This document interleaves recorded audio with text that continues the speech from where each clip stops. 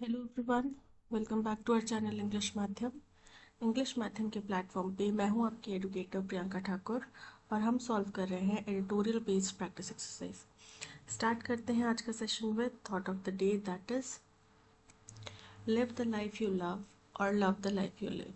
यानी कि चॉइस आपके हाथ में है, या तो आप जो जीवन जी रहे हैं उसको एक्सेप्ट कर लो। ठीक है, अगर आप नहीं बदलने की मेहनत करना चाहते तो उसको एक्सेप्ट कर लो। लेकिन अगर आप में इतनी हिम्मत है, इतनी शक्ति है, इतना इतना दृढ़ निश्चय है कि आप अपने जीवन को बदलना चाहते हैं, तो ज़रूर ज़रूर जो जीवन आप चाहते हैं उसको पाने का प्रयास करो। ठीक है, चलिए स्टार्ट करते हैं reading comprehension and practice exercise for SSC CGL 2024। With great cultural diversity and projected economic might on its side, बोल रहे हैं कि बहुत ज़्यादा कल्चरल डाइवर्सिटी, आपको पता है हमारे देश में बहुत ज़्यादा विविधता है, कल्चर की डाइवर्सिटी यानी कि विविधता। और प्रोजेक्टेड इकोनॉमिक माइट, प्रोजेक्टेड मतलब अनुमान लगाना, इकोनॉमिक माइट मतलब इकोनॉमिक शक्ति, क्योंकि ऐसा अनुमान लगाया जा रहा है कि हिंदुस्तान जो है जल्द ही दुनिया की थर्ड लार्जेस्ट इकॉनमी बनने वाला है। तो वो इकोनॉमिक शक्ति भी हमारे पक्ष में, ऑन इट साइड मतलब किसी के पक्ष में होना। India will stake a formidable claim to hosting the 2036 Olympic.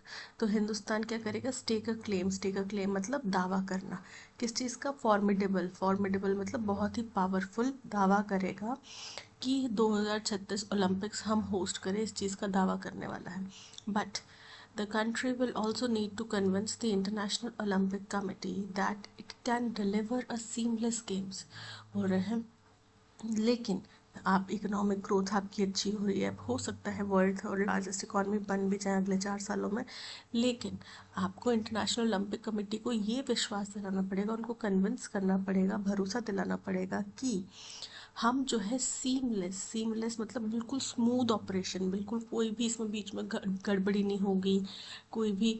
आपको याद होगा कि हमने कॉमनवेल्थ गेम्स ऑर्गेनाइज करे थे जिसके अंदर कई करोड़ों की धांधली का आरोप लगा था उसके ऑर्गेनाइजर के ऊपर।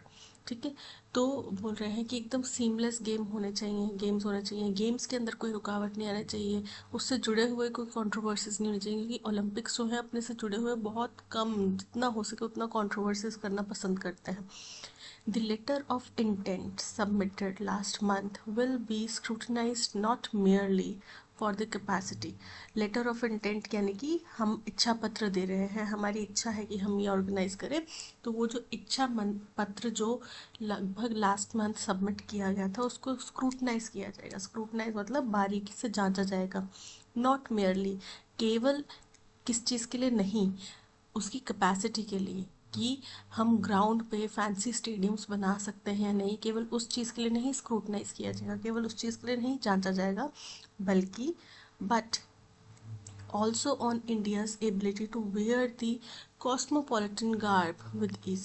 लेकिन यहाँ पे हिंदुस्तान की क्षमता के ऊपर नापा जाएगा, हिंदुस्तान की क्षमता को परखा जाएगा कि वो इंटरनेशनल, कॉस्मोपॉलिटन मतलब इंटरनेशनल स्तर की गार्ब, गार्ब मतलब क्लोथिंग, वेशभूषा को आसानी से ईज़ के साथ में क्या अडेप्ट कर पाएगा, क्या वहाँ पे उनके पास में इतनी क्षमता है कि वो सभी इंटरनेशनल देशों को वहाँ पे आमंत्रित कर पाएगा, ऑर्गेनाइज कर पाएगा। अभी आपको पता है आईसीसी चैंपियंस ट्रॉफी या कोई ट्रॉफी होने वाली है। ठीक है, इसमें इंडिया और पाकिस्तान, पाकिस्तान में होने वाली है और इंडिया उसमें खेलने नहीं वाला। अगर हो सकता है कि अगर इंडिया खेले, इंडिया ने मना कर दिया कि हमारी टीम पाकिस्तान में जाएगी, तो हो सकता है अगर वो खेले भी तो दुबई जैसे देशों में कहीं जाके मैच होंगे। ठीक है, ओलंपिक्स है, उसमें आप किसी देश को मना नहीं कर सकते कि आप मत आओ, उसमें आप किसी देश को बोल नहीं सकते कि ये खेलेंगे तो हम नहीं खेलेंगे, ये नहीं कर सकते। और चाइना के साथ में मतभेद है हिंदुस्तान का, पाकिस्तान के साथ में मतभेद है, हो सकता है कोई और कंट्रीज हों जिनके साथ में अच्छे संबंध नहीं हो, बट कितने अनबायस तरीके से, कितने स्मूथली आप ये सब ऑपरेशंस करवा पाएंगे, वो देखने वाली बात होगी।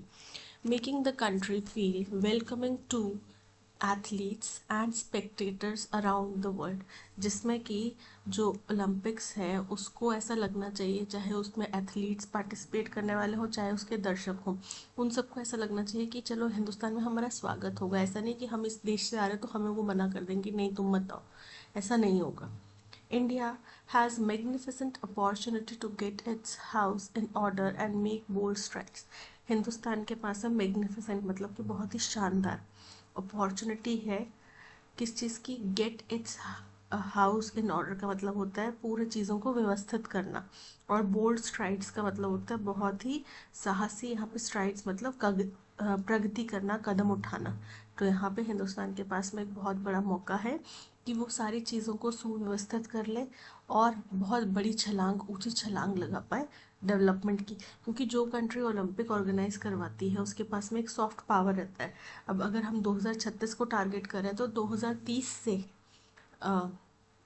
2030 नहीं, सॉरी 2032 में होगा फिर ओलंपिक।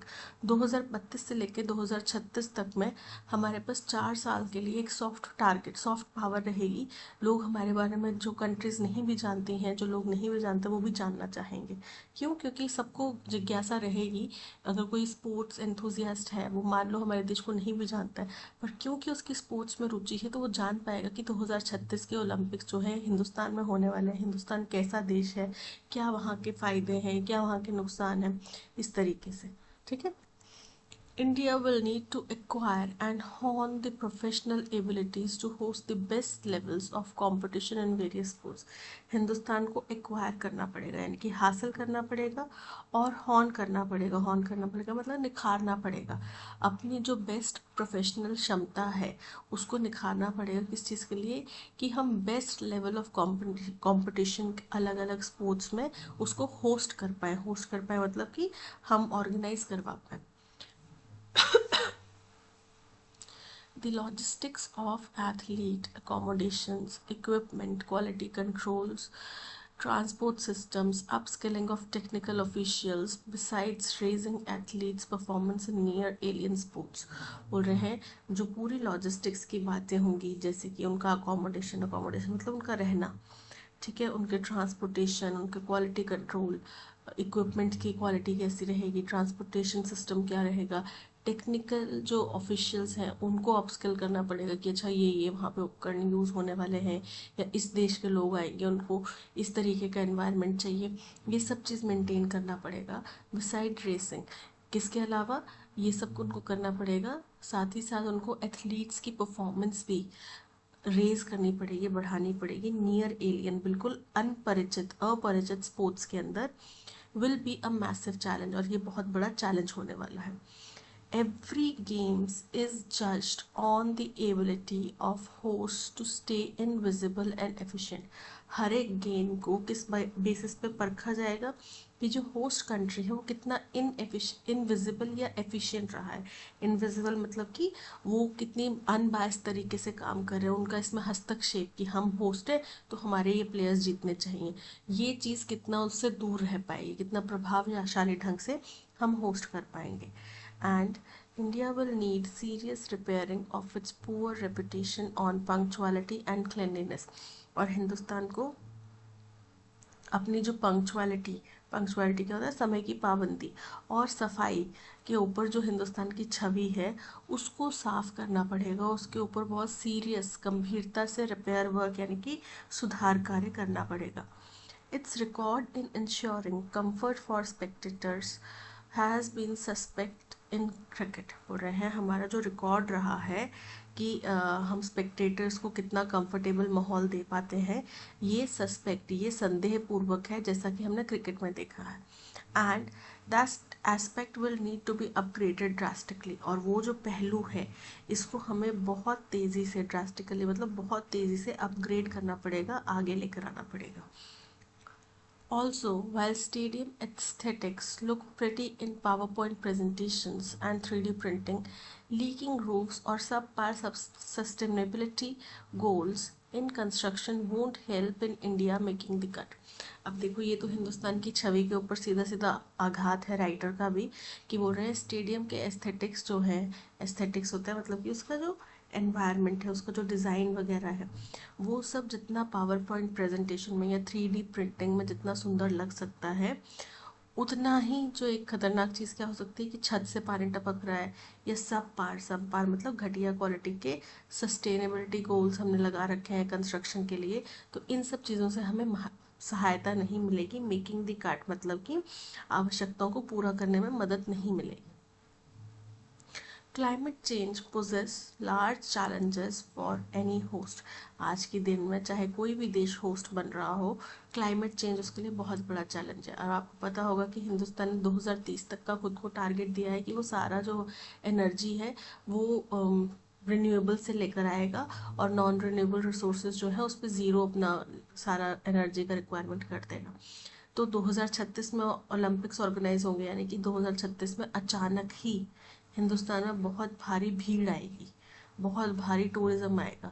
तो क्या इतने सारे लोगों को अकोमोडेट करने में, इतने सारे लोगों की एनर्जी रिक्वायरमेंट पूरी करने में हमारे जो ग्लोबल वार्मिंग के या क्लाइमेट चेंज के चैलेंजेस हैं, कहीं हम उनको तो नहीं भूल जाएंगे?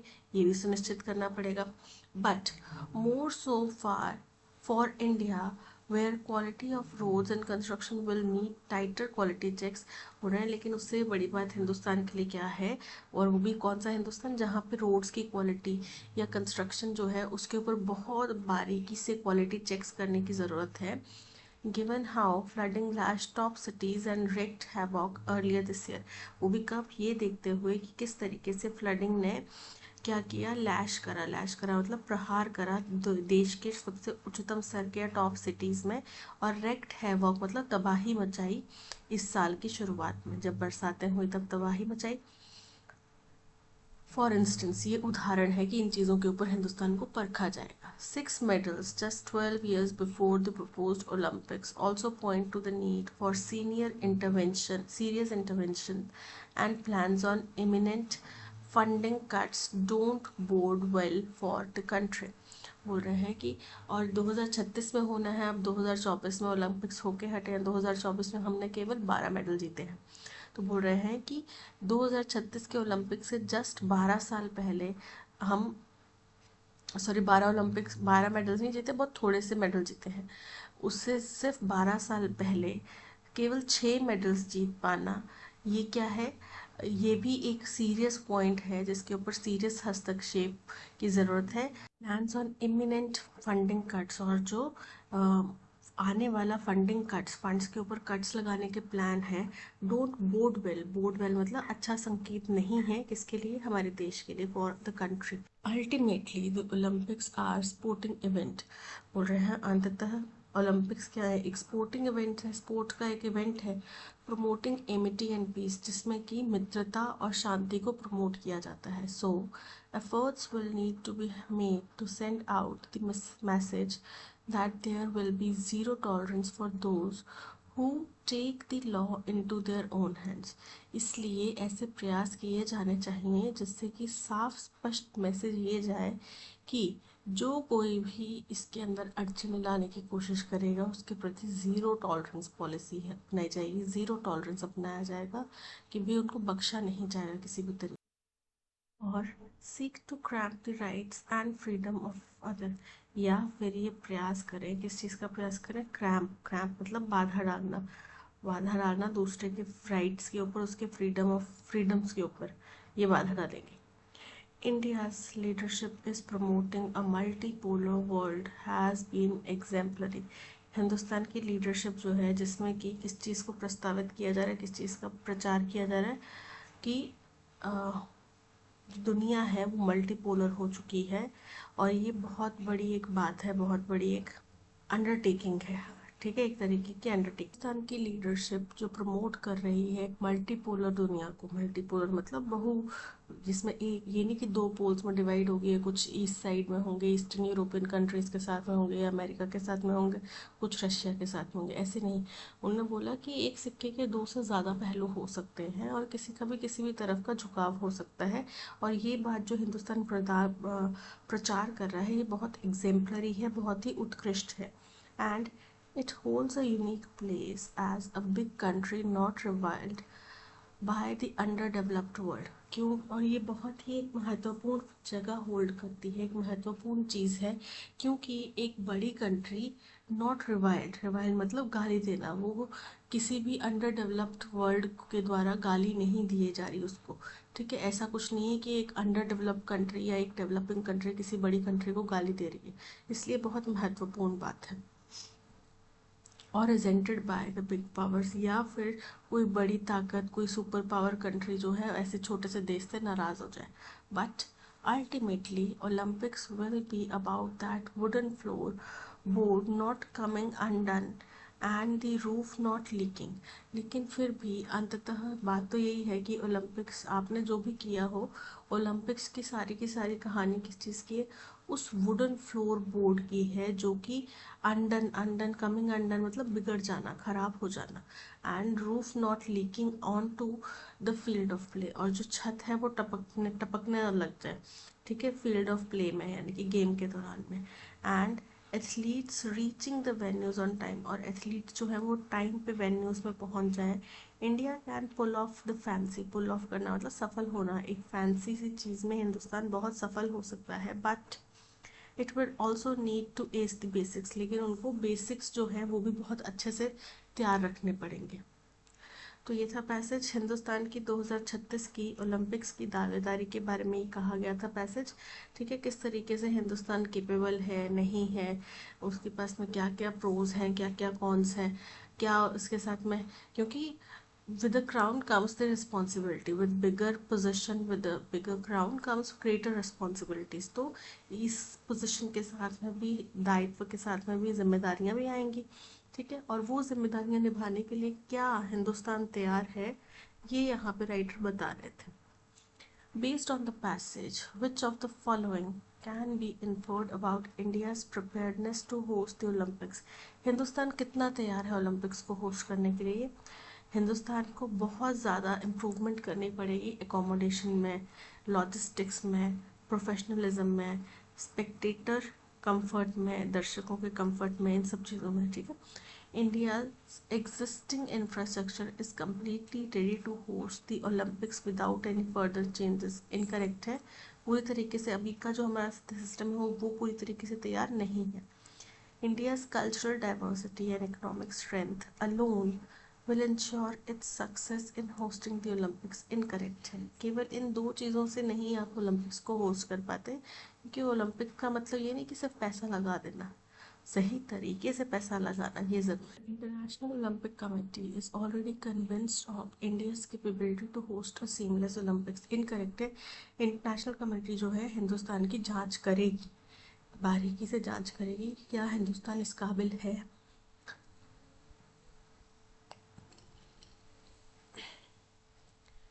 India needs significant improvements in logistics, professionalism and spectator comfort to host the Olympics successfully। बिल्कुल करेक्ट है, बहुत ज़्यादा सुधारों की ज़रूरत है, बहुत अलग अलग फील्ड्स में। According to the passage, one area India needs to improve for a successful Olympics bid is, बोल रहे हैं एक जो एरिया जिसमें के तहत हिंदुस्तान को अगर सक्सेसफुल ओलंपिक्स ऑर्गेनाइज करवाने हैं तो ये एरिया उनको मास्टर करना ज़रूरी है। वो क्या है? First, athlete recruitment for from around the world. तो हिंदुस्तान एथलीट्स को थोड़ी रिक्रूट करेगा, एथलीट्स तो एक पर्टिकुलर देश के लोग चुन के भेजेंगे, उनकी जो सरकार है वो चुन के भेजेंगे जो बेस्ट परफॉर्मिंग होगा, है ना, और क्वालिफाइंग राउंड्स होते हैं उसके अनुसार। प्रोवाइडिंग कंफर्टेबल स्पेक्टेटर फैसिलिटी, कि वो दर्शकों को कंफर्टेबल सुविधाएं प्रोवाइड करे। सो बिल्कुल करेक्ट है option B. What inference from the passage is incorrect regarding the challenges India might face in hosting Olympics, कि हिंदुस्तान के सामने क्या चैलेंजेस आने वाले हैं ओलंपिक्स को होस्ट करने के लिए, उसमें कौन सी स्टेटमेंट जो है वो इनकरेक्ट है, गलत है। India must ensure basic infrastructure is reliable such as roads and stadium. तो ये तो रिक्वायरमेंट बोली गई ना पैसेज में कि ये हिंदुस्तान से मांगा जा रहा है, ये एक चैलेंज है हिंदुस्तान के लिए और उम्मीद की जा रही है कि हिंदुस्तान इस पर खरा उतरे। तो ये इनकरेक्ट है क्योंकि ये स्टेटमेंट करेक्ट है। Funding cuts are not a concern for the future of Indian sports. Incorrect है, फंडिंग कट्स जो हैं वो बहुत बड़ी चिंता है, उससे मदद नहीं मिलेगी हिंदुस्तान की ओलंपिक्स में जो गोल्ड मेडल या मेडल्स आते हैं उसमें। So option B is correct because the statement is incorrect. Ragged का क्लोजेस्ट मीनिंग बताना है। रेग्ड का मतलब होता है तबाही, ठीक है, किसी चीज़ को डिस्ट्रक्ट करना। सो इन्फ्लिक्टेड, इन्फ्लिक्टेड का मतलब भी होता है हैवॉक, तबाही, डैमेज। रिस्टोर्ड, रिस्टोर्ड मतलब किसी चीज़ को वापस पुनर्स्थापित कर लेना। मैनेज्ड, मैनेज मतलब किसी चीज़ को कंट्रोल करना, उसको क्या खरीदना है क्या बेचना है वो मैनेज करना।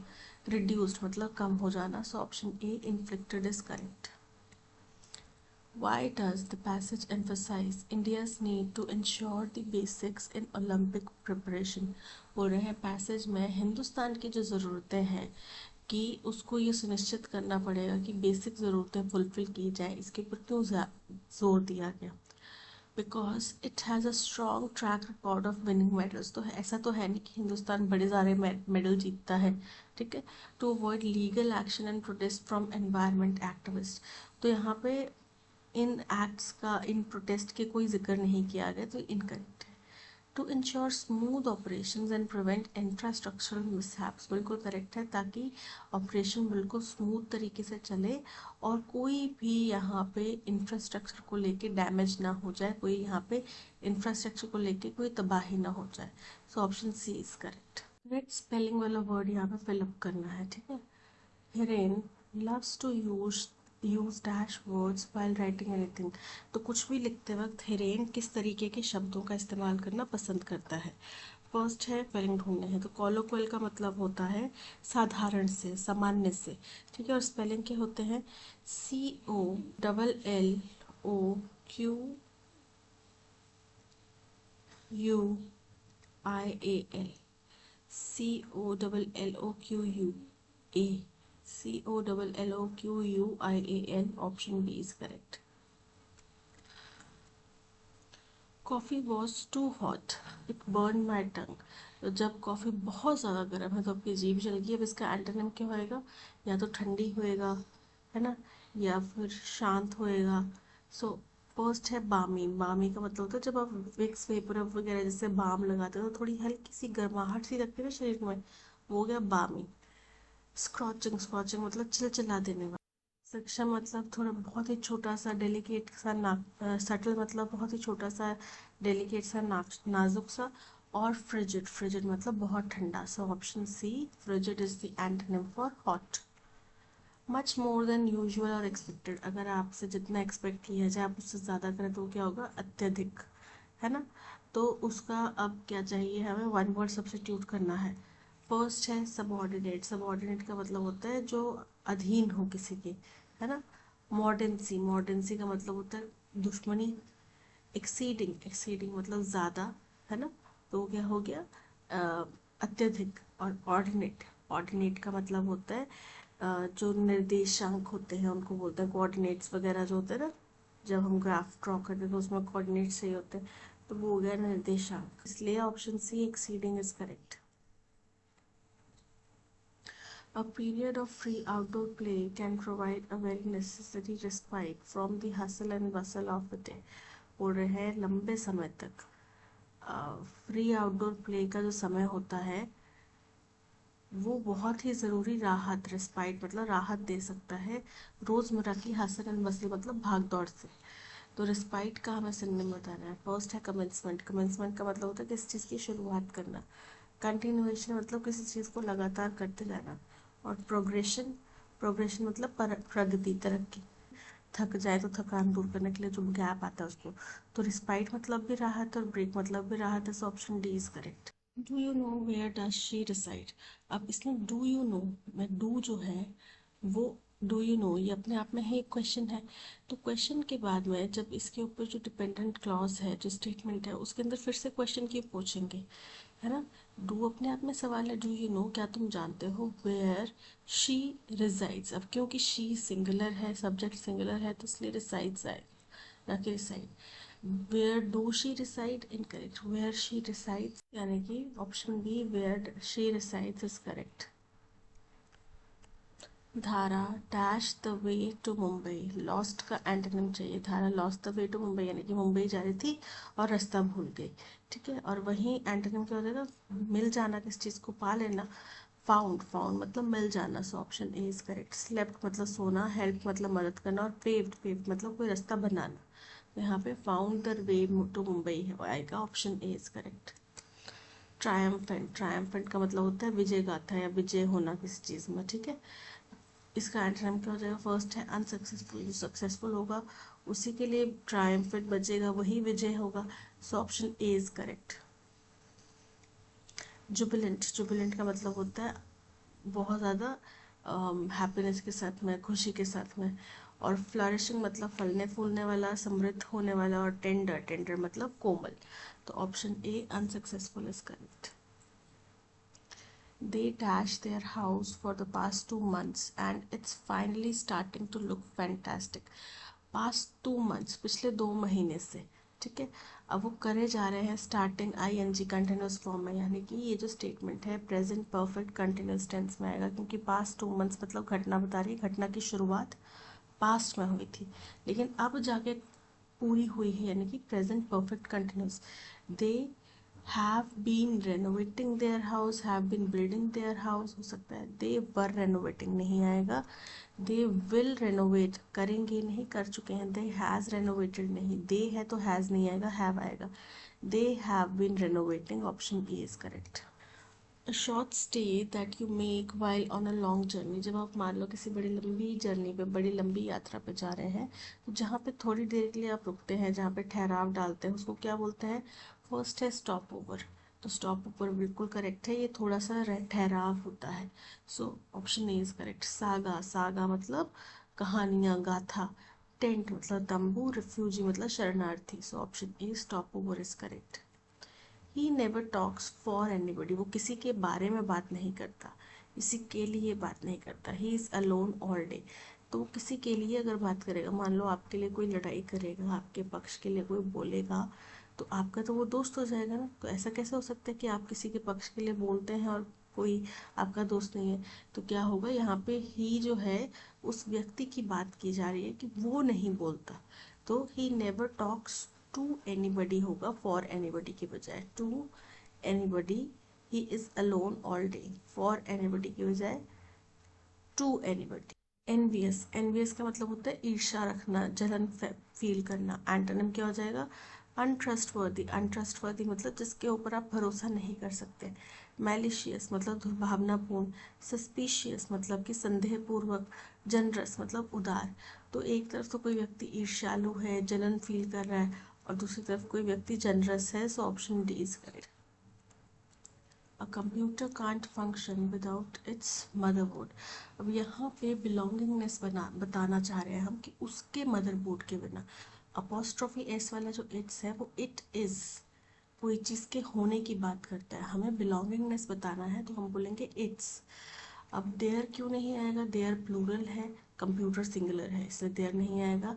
इट इज़, इट्स को इट इज़ ही बोला जाता है, तो ये इनकरेक्ट है। हिज, कंप्यूटर कोई अगर पर्सोनिफाई किया जाता, पर्सोनिफाई मतलब उसको इस तरीके से यूज़ किया जाता कि कोई ह्यूमन बींग है, तब हिज इस्तेमाल करते, बट ऐसा कुछ नहीं किया गया, इसलिए इट्स ही आएगा। सो option D it's is correct. New facts and advanced, new तथ्य, नए तथ्य, और एडवांस मतलब और आगे का कुछ चीज़। बट माई ओपिनियन इज, लेकिन मेरा जो ओपिनियन है, मेरा जो रवैया है, नज़रिया है, वो ही हैज़ डिस्कवर्ड, उसने डिस्कवर्ड किया है। अनचेंज, अनचेंज है। न्यू आर्ग्यूमेंट्स, नए तर्क। तो ही हैज़ डिस्कवर्ड फर्स्ट, सी हमारा फर्स्ट स्टेटमेंट है जो कि केवल ऑप्शन डी में आ रहा है। Option D is correct. He has discovered new facts and advanced, A second statement, and advanced new arguments, E third statement, but my opinion is fourth statement, unchanged fifth statement. So option D is correct. मेलिफ्लस, मेलिफ्लस का मतलब होता है बहुत ज़्यादा मधुर, बहुत ज़्यादा सुरीला। Synonym क्या हो जाएगा? लाउड, ज़ोर ज़ोर से चिल्लाना मधुर होता है? नहीं ना। डिस्टिंक्ट, डिस्टिंक्ट मतलब बहुत ही स्पष्ट, तो वो भी मधुर नहीं होता। कैकोफोनस, कैकोफोनस का मतलब होता है बहुत ही कर्कश किसी चीज़ की आवाज़ हो, चुभने वाली आवाज़ हो, हार्श हो। और म्यूजिकल मतलब मधुर। So option D is correct. According to a poll conducted in 2018-19 by an online internship and training platform, एक पोल कंडक्ट कराया था 2018-19 में एक ऑनलाइन इंटर्नशिप और ट्रेनिंग प्लेटफॉर्म के द्वारा। Dash number of businesses actively, तो जितनी संख्या में जो कंपनीज हैं जो actively dash intern profiles looking at हो सकता है, इंटर्न प्रोफाइल्स कि उनको देख रही हैं। सर्चिंग फॉर इंटर्न प्रोफाइल्स हो सकता है, यानी कि उनको ढूंढने की बात की जा रही है कि इंटर्न प्रोफाइल्स को जो कंपनीज एक्टिवली देख रही हैं, चाह रही हैं, has increased over the previous 5 year, पिछले 4-5 सालों में बढ़ा है। This study demonstrates that India received 80% more internship application in 2018. इस स्टडी में ये बताया गया कि हिंदुस्तान में 2018 में 80% ज़्यादा इंटर्नशिप एप्लीकेशंस पाए गए with 2.2 million applications dash 1.27 million in 2017. तो कंपैरिजन हो रहा होगा कि 2018 में 2.2 मिलियन एप्लीकेशंस थे और 2017 में 1.27 मिलियन एप्लीकेशंस थे. The rise was influenced dash part by an increase in the number of industries.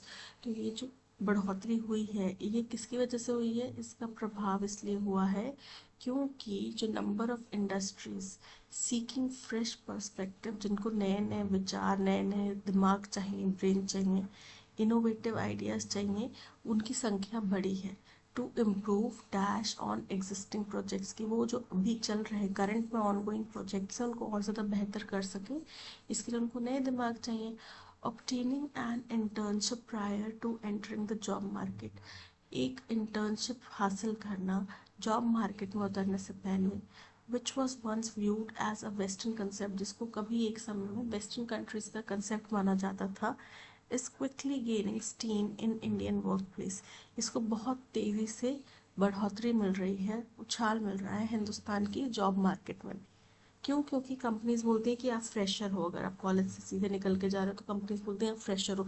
लेकिन अगर आप इंटर्नशिप करके जा रहे हो तो कंपनीज इतना ये नहीं मानती कि आपको सब आ जाएगा, लेकिन इतना एक्सपेक्ट करती है कि आपको वर्क करना आता है, जॉब इन्वायरमेंट में आपको रहना आता है. According to the poll conducted in 2018-2019 by the online internship and training platform dash number of businesses, the number of businesses, a number एक संख्या, the number कि जितनी मात्रा में businesses, तो जितनी मात्रा में बोल रहे हैं ना, सो option A the is correct. Definitive article. The number of businesses actively dash intern profiles. Seeking मतलब ढूंढना, तो यहाँ पे ढूंढने की बात कर रहे हैं ना, प्रयास करने की बात कर रहे हैं, so option A is correct. Reducing कम करना, नेग्लेक्टिंग नज़रअंदाज करना, डिक्लाइनिंग मना करना. This study demonstrates that India received 80% more internship applications in 2018 with 2.2 million applications dash 1.27 million in 2017. तो ये कंपैरिजन हो रहा है, कंबाइन मतलब इकट्ठा करना, अकॉर्डिंग टू किसी चीज़ के अनुसार, compare to comparison to 1.27 million in 2017. Option C is correct. The rise was influenced dash part by an increase. तो किस तरीके का राइज था? इन पार्ट, टुकड़ों टुकड़ों में ये जो था राइज, यानी कि कभी इतना राइज हुआ, कभी इतना राइज हुआ, कभी इससे ज़्यादा राइज हुआ, कभी इससे ज़्यादा राइज हुआ, तो टुकड़ों टुकड़ों में हुआ. टू ऑन अप नहीं आएगा, इन पार्ट आएगा. Option D is correct. Rise was influenced in part by an increase in the number of industries seeking fresh perspectives and innovative ideas to improve dash on existing progress. effortless तरीके से, लेकिन यहाँ पे effortless के आगे तरीका तो बोला नहीं हुआ, effortlessly हो सकता था. एफिशिएंसी मतलब उसकी प्रभावशालिता को बढ़ाना चाह रहे हैं, so option B is correct, कि उनकी प्रभावशालिता एग्जिस्टिंग या ऑनगोइंग प्रोजेक्ट्स के ऊपर प्रभावशालिता को इम्प्रूव करने के लिए किया जा रहा है, so option B is correct. That's all. आज के सेशन में इतना ही. Thank you so much for watching. अगर आपको कंटेंट पसंद आया हो तो लाइक, शेयर और सब्सक्राइब ज़रूर कीजिएगा. मिलते हैं नेक्स्ट सेशन में. Till then keep learning and keep practising. Bye bye.